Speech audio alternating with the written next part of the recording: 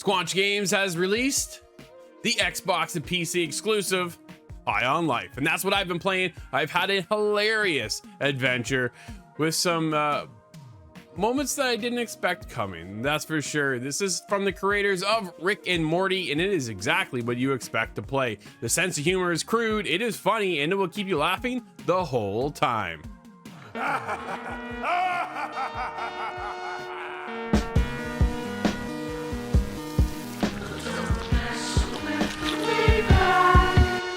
The game kicks off with an alien invasion. That's right, we've heard about this before, but this is kind of how it all kicks in. The world has been invaded and Gargantuous looks to take over planet Earth. What happens from there is up to you. You are out to set and kind of save the planet.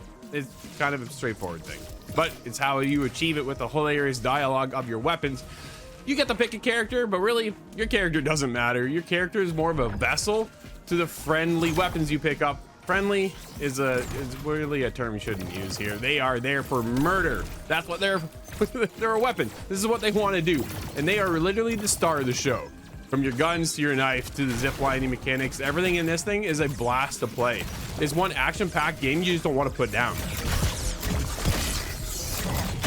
From the writing to the beautiful worlds, there's just lots to explore. Even though it is a very linear story from point A to point B, it's the characters you interact with, your weapons, again, as I said, star of the show. It really goes hands down to the writing and the voices that are acted for the weapons. They are the personality and the charm that really elevates this to an experience that you've never played before. Like, you've had maybe a couple of talking weapons here or there, but it's the personality that really comes out and the banter between the weapons that are just, they steal the highlight moments of the game. This is one of the best, funniest experiences I've had in a long time.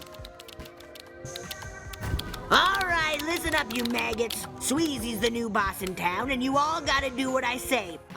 A lot of us kind of questioned how this would turn out. We had high hopes, but will it pay off? And I think it really has paid off. I think Squanch Games has really put themselves on a path moving forward into the industry and brings a lot of high hopes to see what the future holds. High on Life is one of the magical highlights of the year. Yeah, we just missed it on the Game Awards because it could be up there for a couple awards without a doubt.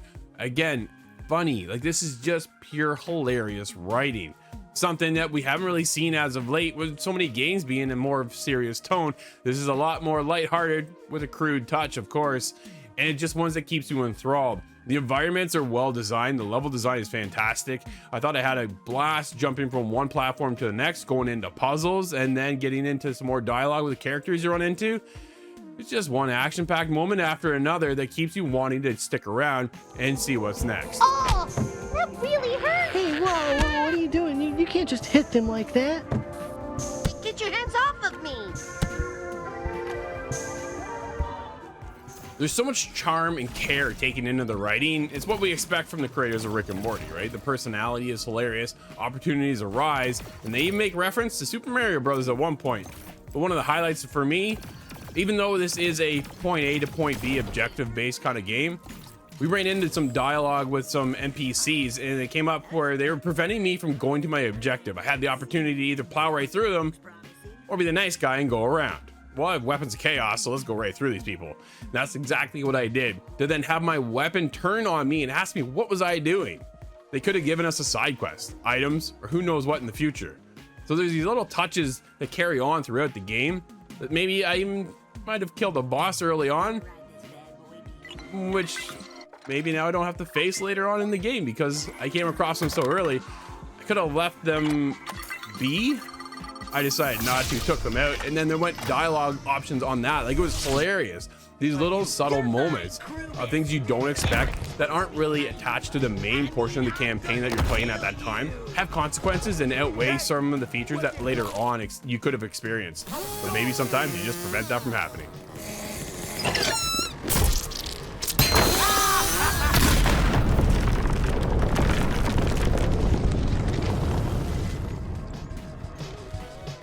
Now, not every game is perfect. There are definitely some janky issues here along the way. Sometimes textures will pop.